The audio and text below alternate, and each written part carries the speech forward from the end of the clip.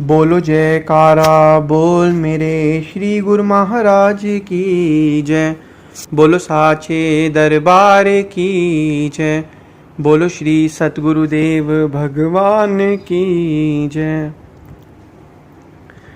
सौभाग्यशाली गुरुमुख सज्जन मंडली, इसी प्रकार अपने मन एवं चित्त की समस्त वृत्तियों को एकाग्र रखते हुए अपना ध्यान सम्मुख विराजमान श्री श्री 108 श्री सद्गुरुदेव दाता दयाल जी महाराज जी की ओर लगाते हुए और अपनी मुख रचना को पवित्र करने हेतु एक बार ऊंची और मीठे स्वर में बोलिए जयकारा बोल मेरे श्री गुरु महाराज की जय। बोलो साचे दरबार की जय। बोलो श्री सतगुरुदेव भगवान की जय।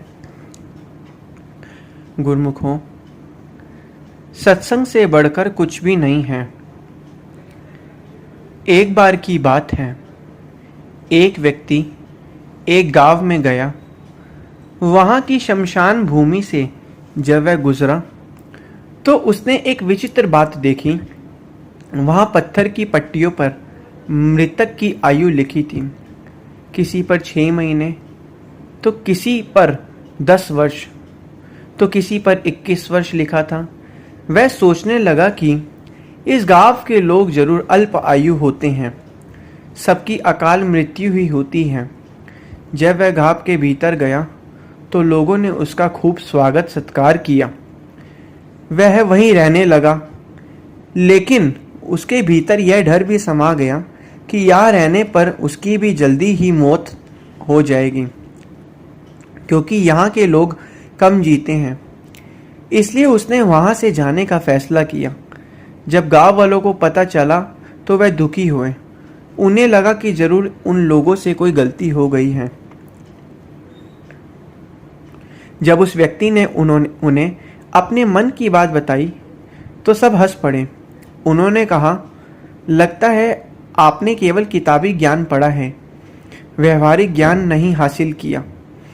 आप देख नहीं रहे कि हमारे बीच ही 60 से 80 साल तक के लोग हैं। फिर आपने कैसे सोच लिया कि यहाँ लोग जल्दी मर जाते हैं। तब उस व्यक्ति ने शमशान भूमि की पट्टियों के बारे में बताया। इस पर गांव वासी ने कहा, हमारे गांव में एक नियम है, जब कोई व्यक्ति सोने के लिए जाता है तो सबसे पहले वह हिसाब लगाता है कि उसने कितना समय सत्संग में बिताया, कितना अच्छे कार्यों में बिताया। उसे वह प्रतिदिन एक डायरी में लिख लेता है। गांव में किसी भी मरने वाले की वह डायरी निकाली जाती है। फिर उसके जीवन के उन सभी घंटों को जोड़ा जाता है। उन घंटों के आधार पर ही उसकी उम्र निकाली जाती है और उसे पट्टे पर अंकित किया जाता है।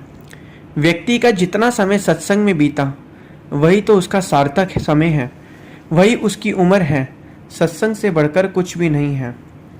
तो इसलिए गुरुमुखों, सत्संग का तात्पर्य सत्संग है सुखों की खान बंदे, सत्संग से ही मिलते हैं सचमुच भगवान बंदे।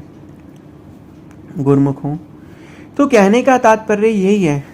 आज के समय में अगर हम कहें 1 बजे हैं, 2 बजे हैं, 3 बजे हैं, आज 1 साल हो गया है, 2 साल हो गए हैं, 6 महीने हो गए हैं, तो ये सब कुछ तो सिर्फ एक भौतिक अवस्था के रूप में इसको माना जाता है। असली में तो जो हमारे श्वासों की पूंजी, जो भक्ति परमार्थ के कार्य और सत्संग में लगी है, भक्ति परमार्थ के कार्य और सत्संग में लगने से जो असली में उसकी जो एक उम्र बनी है, वही हमारी असली पूंजी और असली उम्र है।